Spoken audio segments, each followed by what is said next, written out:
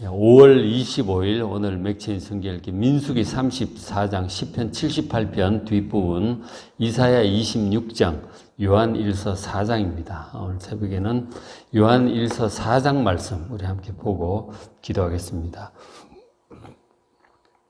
요한일서 4장 말씀은 영적으로 속지 말라, 속지 말고 참 복음을 따라서 형제를 사랑하라 이렇게 권면하는 그런 말씀입니다. 먼저 이제 1절에 보면 영을 다 믿지 말고 오직 영들이 하나님께 속하였나 시험하라. 잘 테스트해보고 분별해야 된다고 경고를 해주고 있습니다. 영이라고 하는 게 영적인 어떤 현상들이 나타나잖아요. 그죠? 영적인 현상들이 있어요. 기적적인 것도 예언도 있고 하여간 좀 일상적이지 않은 영적인 현상들이 있죠. 근데 악한 영들도 있고 귀신들도 있고 막 그러잖아요. 영들을 다 믿지 말고 영들이 하나님께 속한 것인가 아니면 세상에 속한 것인가 분별하라고 표현하고 있습니다. 그것을 다른 또 표현으로 거짓 선지자 얘기를 해주고 있어요. 이 하나님께 속하지 않은 영, 그런 것들을 하는 거짓 선지자들이 있어요. 그런가 하면은 또 보면은 하나님의 영이 있고, 그죠? 세상에 속한 영도 있고 그렇다 하는 것이죠. 저게 지금 1세기 때 이제 사도 요한이 당시 이제 성도들에게 하는 말이잖아요. 1세기 때도 이제 저런 거짓 선지자와 뒤에 적그리스도 영들 얘기도 같은 맥락이죠. 그런 하나님을 대적하는 세상에 속한 영으로 이 거짓된 진리를 거짓된 교훈을 하는 그런 사람들이 늘 있었던 것이죠. 지금도 마찬가지예요. 어느 때나 거짓 선지자가 있고 또 그들에게도 영적인 현상이 나타난단 말이에요. 이방 종교에도 이제 영적인 현상들이 있어요. 기적 얘기가 있고 있습니다. 그리고 이제 무당 얘기도 그런 것들이 나타나고 혹은 이제 하여간 이제 그런 이제 이단들, 그런 이제 영적인 현상들이 나타난단 말이에요. 그래서 이제 정말 중요한 것은 사람들은 그런 영적인 현상이 나타나면, 저건 하나님의 것이다. 저기에 진리가 있다 하고 그들의 말을 귀를 기울이고 좀 무조건 믿으려고 하는 경향이 있는 것이죠.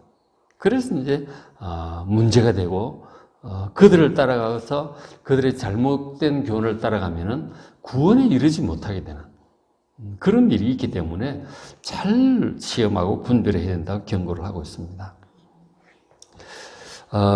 기적적인 현상이 모두 하나님께 속한 것이라고 단순하게 생각을 해버리면 그들이 전하는 거짓된 가르침을 따라서 이제 우리가 길을 벗어날 수 있단 말이에요. 조심해야 된다는 거죠. 그래서 이제 그걸 어떻게 분별을 하는가?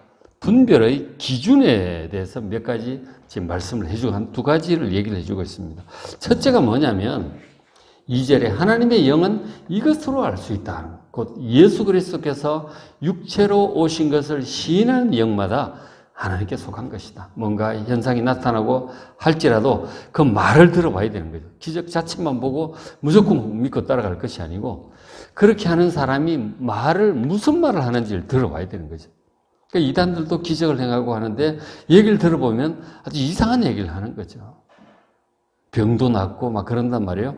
정명석 같은 경우도 지금 그때 넷플릭스 올라오고 나서 많은 말들이 있고 그렇게 했었는데 처음에 이제 1980년대 그가 이제 가르치기 시작을 할 때 이제 신촌 이쪽에 가가지고 이대, 연대, 서강대 이런 다 저거 똑똑한 학생들이잖아요. 대학생들이 막 몰려드는 거예요. 기도하면 병이 막 낫고 예언을 하고 막 그렇게 하는 거예요. 누가 대통령이 될 거다 그런 얘기도 하고 막 이런 얘기를 하는데 맞아 떨어지는 거죠.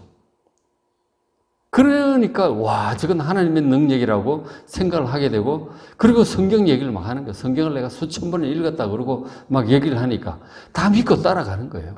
그렇게 똑똑한 학생들도 기적을 보고 그가 하는 말이 전부 하나님 말씀으로 믿고 따라가는 거죠. 그러니까 말을 들어봐야 되는 거예요. 기적적인 현상이나 능력이나 그런 것을 보고 따라갈 일이 아니고 그 하는 말을 들어봐야 되는 거예요. 핵심은 예수님에 관해서 육체로 오신 것을 시인하는 영마다 하나님께 속한 영이라고 그렇게 말씀을 해주고 있습니다. 그러니까 저것이 이제 무슨 뜻이냐면 하나님의 아들이신 예수 그리스도께서 우리를 구원하시기 위해서 우리와 같은 일을 육체로, 우리가 똑같은 사람으로 태어나셨다는 그 사실을 인정하고 믿고 따르는가, 그것을 봐야 되는 거죠. 예수님에 대해서 어떤 말을 하는지를 봐야 돼요. 예를 들어서 문선명 같은 경우 뭐 기적을 하고 그리고 가르치고 아주 신박한 그런 얘기를 하는 거죠. 당시로서는. 그런 얘기를 하는데 문선명 얘기를 들어보면은 예수님의 사역은 실패했다고 얘기를 하는 거예요. 예수님이 오셔서 뭐 하는데 실패했다. 그래서 그 예수님이 이 세상에 평화를 가져오는데 실패를 하고 그렇게 못 박아 죽였기 때문에 자기가 이 세상의 평화를, 참된 평화를 가져오겠다고 얘기를 하는 거예요. 평화의 왕이라고 스스로 그렇게 얘기를 하는 거죠. 나중에 이제 말년에 보면은 평화의 왕 대관식도 하고 막 그랬어요. 왕관을 쓰고 그런 일들을 했단 말이에요. 미국이나 이런 데 문선명을 믿는 사람들이 많이 있었던 거죠. 세상에 진짜 평화를 가져올 분이 바로 저분이다. 이렇게. 달이죠. 영어로. 그죠? sun, 태양이잖아요. 문선명. 이래가지고. 그 정치적인 방법으로 좌익, 우익, 그거 다 통합을 하고, 북한에 가서 김일성도 만나고 그렇게 했었죠. 그런 일도 했단 말이에요. 세상에 참된 평화를, 정치적인 이런 평화를 가져올 그런 사람으로 생각을 했던 것이죠. 그 예수님의 이 영원한 하나님의 아들이 우리와 똑같은 육체로 사람으로 오셔서 우리를 구원하셨다, 구원에 관한 모든 일을 이루셨다고 하는, 다 이루셨다고 하는 그 복음의 진리, 신약 성경에 해주신 이 말씀, 예수님께서 구원을 다 이루셨다고 하는 그 사실을 제대로 믿는가 믿지 않는가, 그것을 보면 알 수 있는 거죠. 예수님에 대해서 이 성경이 말씀하는 내용과 다른 얘기를 하는 그 사람들은 이 잘못된 사람들, 아무리 기적을 행할지라도 그들의 가르침은 잘못된 것이다. 예수님께 대해서 어떤 태도를 취하는지를 보면 알 수 있다는 거죠. 그러니까 그런 의미에서 유대교 같은 경우는 예수님을 믿질 않죠. 우리의 구원자를 믿질 않아요. 이슬람도 마찬가지죠. 물론 예수님을 선지자 중에 한 사람으로 생각은 하지만 우리의 구원자라고 하나님의 아들로 그리스도를 믿질 않는 거죠. 오히려 이 무하마드가 온전한 최고의 선지자라고 그렇게 이제 믿고 따르는 거죠. 예수님보다 무하마드가 더 참된 진리를 가르친 선지자라고 믿는 것이죠. 예수 그리스도께서 육체로, 우리와 같은 육체로 오셔서 구원을 이루신 그 사실을 믿질 않는 거죠. 그래서 그 이슬람이나 유대인들은 안 되는 거예요. 그렇죠? 그렇게 따라가서는 구원이 없는 것이죠. 그리고 1세기 당시 영지주의자들이라고 있었는데 구원은 영적인 비밀을 어떤 깨달음으로 얻을 수 있다고 가르쳤고, 그래서 그들이 이제 믿는 것 중에 하나가 영육 이원론을 믿어요. 그러니까 육체는 악한 것이고 영은 선한 것이다. 이 메시아가, 구원자가, 그리스도가 육체를 입고 오셨을 리가 없다는 거예요. 육체는 악한 것인데 어떻게 그 거룩한 구원자께서 육체를 입느냐? 있을 수 없는 일이다. 그냥 그렇게 보였을 뿐, 눈으로 그렇게 보인 것이다. 예수님께서 육체로 오신 것을 시인하지 않아요. 그런 것들도 하나님께 속한 것이 아니죠.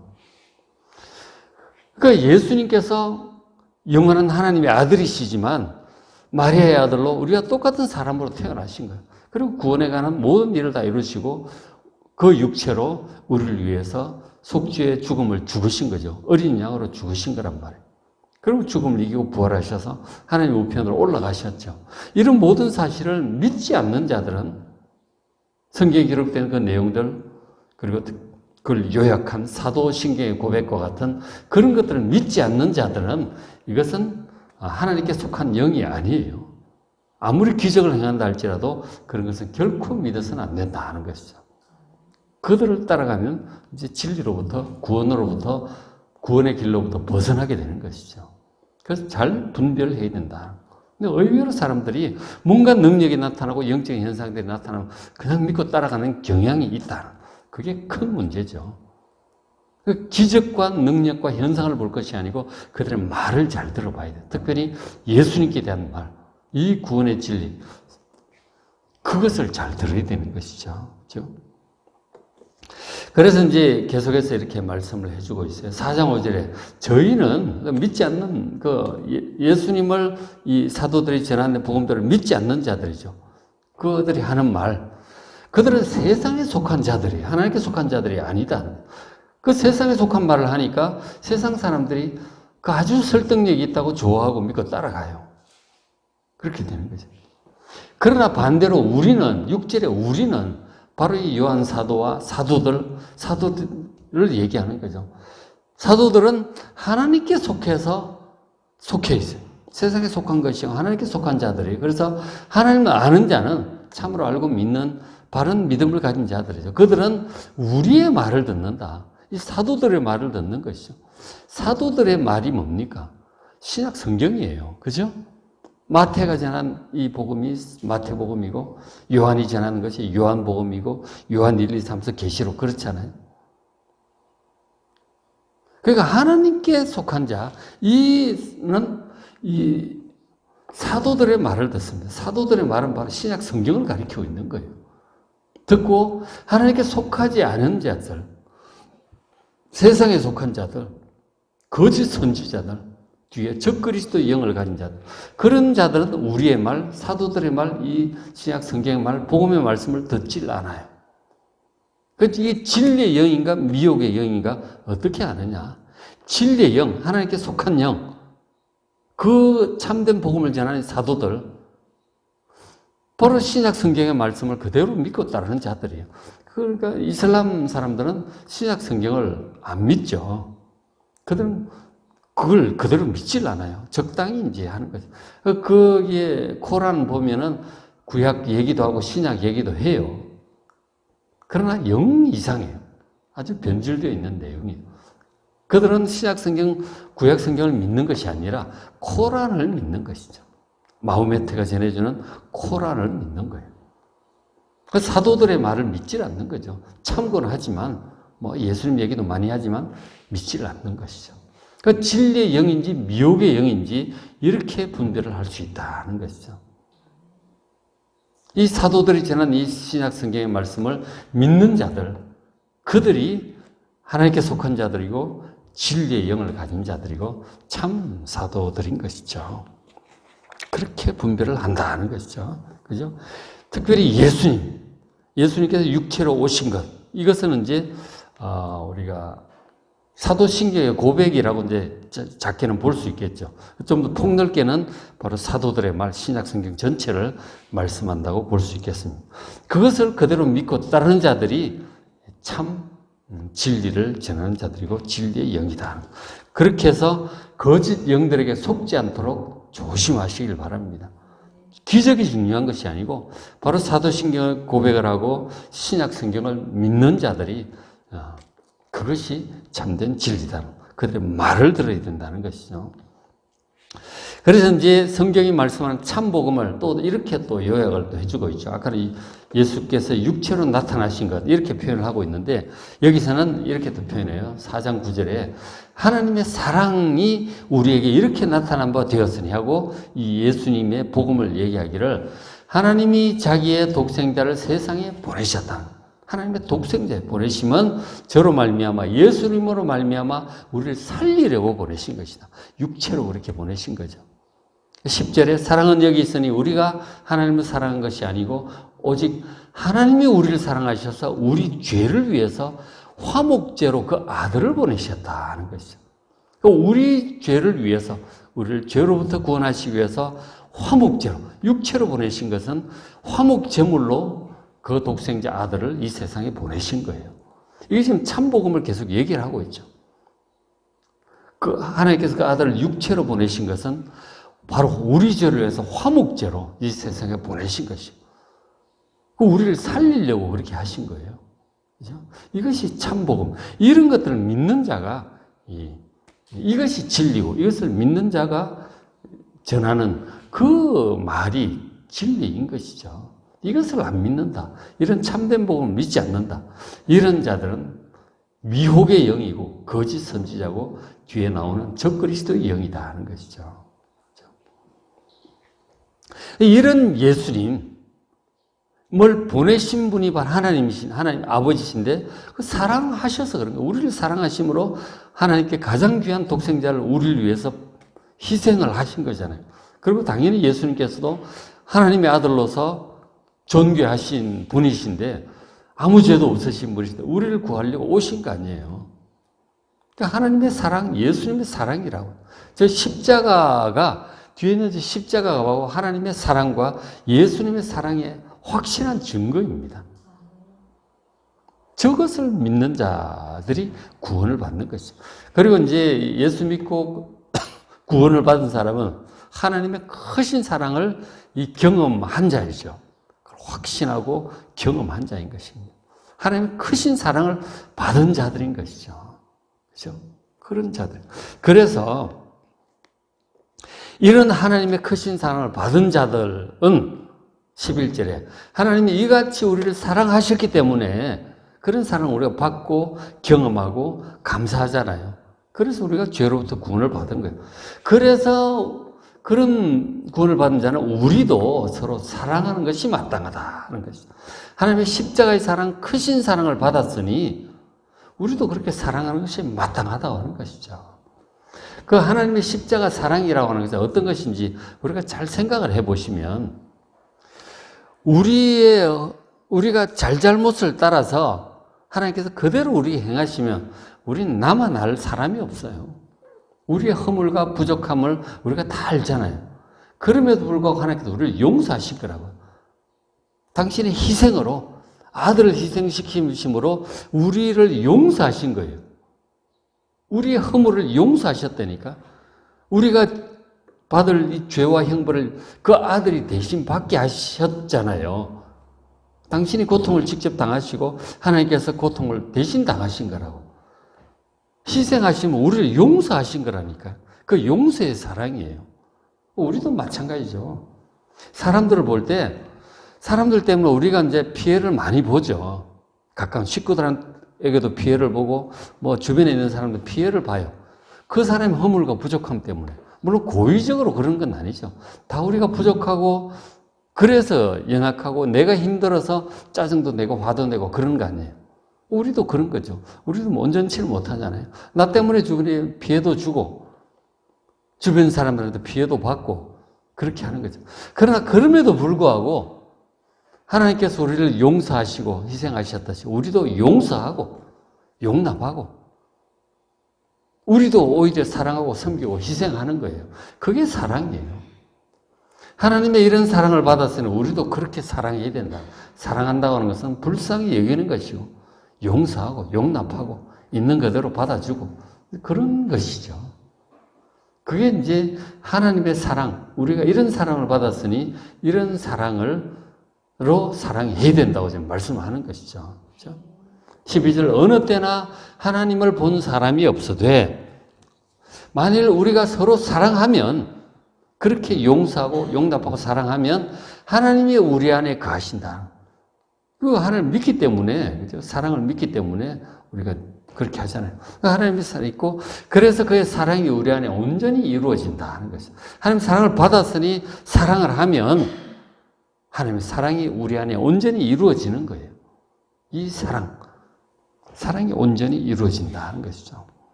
사랑을 받았으니 이런 용서의 사랑으로 사랑하는 것, 용납의 사랑으로 사랑하는 것, 그런 사람을 통해서 하나님의 사랑이 이제 온전히 이루어진다 하는 것이죠. 하나님 사랑이시라고 그랬잖아요. 그죠? 그렇죠. 예. 참 사랑을, 크신 구원의 사랑을 받은 사람이 서로 그렇게 사랑하는 것이 마땅하다 하는 것이죠. 이렇게 이제 우리가 사랑하면, 사랑을 받았으니 사랑하면 4장 17절. 이로써 사랑이 우리에게 온전히 이루어진 거죠. 사랑을 받았으니 사랑하는 것이죠. 그 하나님의 사랑이 온전히 이루어진단 말이에요. 그렇게 한 것은, 그렇게 되면 우리로 심판날에 담대함을 가지게 된다는 것이죠. 이 담대함 얘기가 3장에도 있었어요. 그러니까 하나님 말씀대로 형제를 용서하고 사랑하면 어떤 담대함이 있느냐면 3장에서는 기도 응답의 담대함이 있다고 그랬어요. 그렇죠? 몇 절이 있었던가요? 그 3장 21절 보면 사랑하는 자들아 만일 우리 마음이 우리를 책망할 것이 없으면, 사랑한다는 얘기죠. 사랑하고 명대로 사랑하니까 책망할 것이 없으면 하나님 앞에서 담대함을 얻고 무엇이든지 구하는 바를 그에게서 받는다 그러셨어요.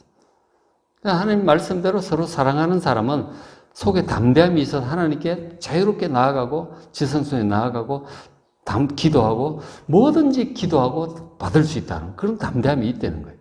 여기서는 또 다른 담대함을 얘기를 하고 있는데 바로 심판날에도 담대하다 하는 거죠.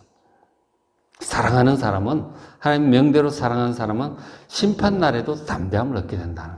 우리는 하나님 심판대 앞에 서게 돼요.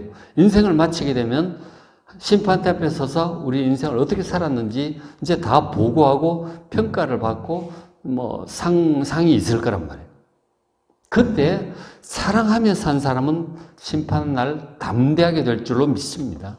하나님 제가 말씀대로 사랑을 받았고 또 사랑하며 용서하며 용납하고 품어주고 섬기고 희생하며 살았습니다. 심판날에 담대하다니까요. 그리고 우리가 죽어서 그렇게 심판대 앞에 가기도 하겠지만 우리가 살아있을 때 주님이 다시 오신다면 그 최후의 심판이 열린다면 그때도 똑같죠. 하나님 제가 이렇게 살았습니다. 크신 사랑을 받았고 또 그래서 사랑을 받은 사랑대로 사랑하며 용서하고 용납하고 품어주고 희생하고 섬기고 살았습니다. 담대하다니까요. 심판날에 두렵질 않아요. 그리고는 상급도 받고 면류관도 받고 영원한 하나님 나라에서 또 사랑하며 섬기고 또 살겠죠. 그렇게 담대함을 가지게 된다는 거죠. 그래서 18절에 사랑 안에, 사랑받았고 사랑하면서 살잖아요. 그래서 그 사랑 안에 살기 때문에 두려움이 없어. 담대해요. 심판도, 세상에 어떤 환난도 두려울 게 없어요. 하나님 믿는데 두려울 게 뭐가 있어요? 두려움이 없어요. 온전한 사랑이 두려움을 다 내어줬습니다. 어떤 것도 두려워하지 않게 되는 거죠. 하나님께서 함께 하시는데 뭐가 두려워요? 심판 날도 두렵지 않습니다. 두려우면 형벌이 뭔가 잘못했으니까 두렵죠. 두려워하는 자는 사랑 안에서 온전히 이루지 못한 거죠. 하나님 사랑도 제대로 모르고 사랑하지도 않고 그래서 두려움이 있고 그건 형벌이 있는 것이죠. 그죠? 그래서 이 담대함은 사랑하는 자가 가질 수 있는 거예요. 그죠? 사랑을 받았으니 사랑하는 자, 기도에도 담대하고 심판날도 담대하고 세상의 환난도 앞에서도 담대한 거예요. 심지어 박해 앞에서도 담대하다 하는 것이죠. 어떤 자가 주님 명령대로 서로 사랑하는 자가 그렇게 매사에 담대한 것이죠. 거리낄 것이 없는 것이죠. 그렇죠? 오늘 이 4장 말씀, 우리가 이 영들에게 속지 않도록 기적, 현상 이게 중요한 것이고 아니고 하나님 이 복음의 말씀, 신약의 말씀이 중요한 거예요. 그렇죠? 이 말씀을 따라 사랑을 받았으니 서로 사랑하며 살아감으로써 사랑을 온전히 이루고 담대하게 살아가는 우리가 될 수 있도록 기도하는 이 새벽 되시길 바랍니다. 자, 오늘 맥체성이 이렇게 민수기 34장, 시편 78편 뒷부분, 이사야 26장, 요한 1서 4장, 이사야 24, 5, 6, 7장은 이사야 소계시록입니다. 바로 최후의 심판날도 말씀을 하고 있어요. 우리가 이 말씀도 한 장 한 장 잘 읽으시고 은혜 많이 받으시기 바랍니다.